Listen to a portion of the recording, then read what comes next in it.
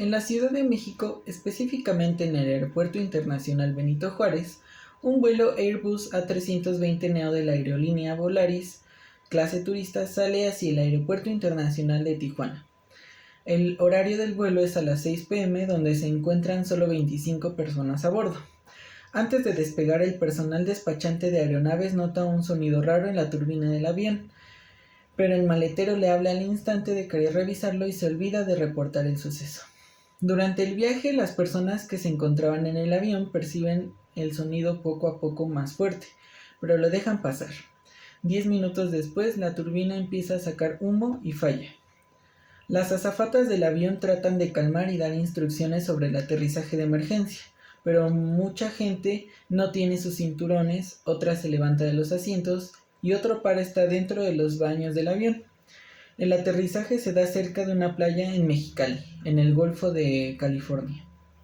Tiempo antes, el capitán había dado información a torre de control sobre el suceso y los servicios de emergencias se encontraban en camino cerca de la ubicación del avión. La aeronave cae en el agua y los servicios de emergencias actúan para atender a los heridos. En la escena se observan 10 muertos, 3 personas con incrustación de objeto en tórax, 4 personas atoradas entre los asientos, 5 personas fracturadas, 3 personas inconscientes. Las intervenciones que yo considero pertinentes son: número 1, triaje. El triaje o clasificación es el conjunto de procedimientos asistenciales que, ejecutados sobre una víctima, orientan sobre sus posibilidades de supervivencia inmediata, determinan las maniobras básicas previas a su evacuación y establecen la prelación en el transporte. Cuando se autoriza el ingreso al personal para la realización de labores de triaje, el ingreso a la aeronave debe hacerse en parejas, quienes deben realizar la búsqueda o localización de las víctimas. Se deben de hacer 2 triajes. El triaje número 1 es realizado por el personal en el lugar del incidente, utilizando el método START.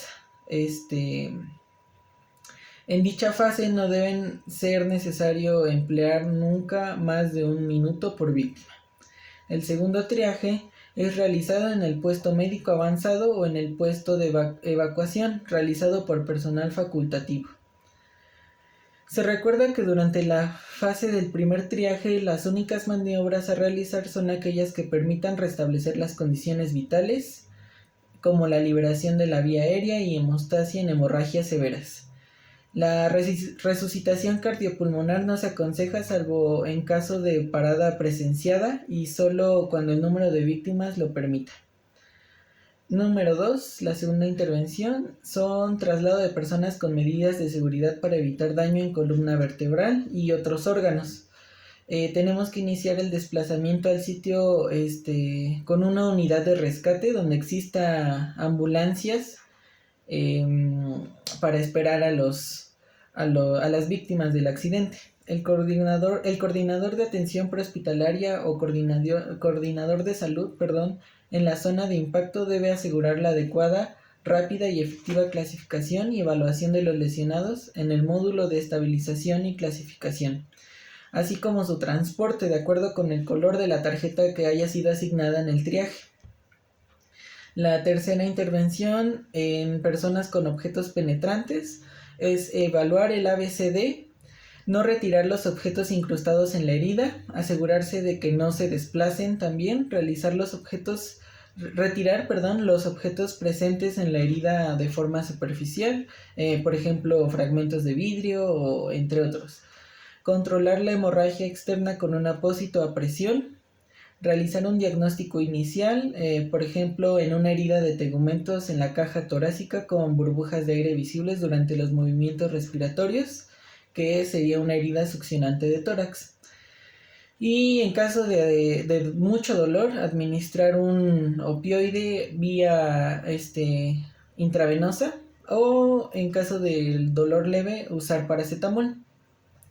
En fracturas, observar si la fractura es expuesta o no expuesta, inmovilizar la parte afectada, administrar un analgésico para el dolor, trasladar al paciente a urgencias. Y finalmente, para personas inconscientes, evaluar a los pacientes con escala Glasgow, mantener permeable la vía respiratoria y evitar la restricción de ventilación pulmonar, girar al paciente en una posición de cúbito lateral, medir la saturación de oxígeno en sangre periférica para detectar hipoxia, administrar oxigenoterapia y observar y además registrar la presión arterial para, para detectar otros cambios físicos que producen un deterioro en el nivel de conciencia. Gracias.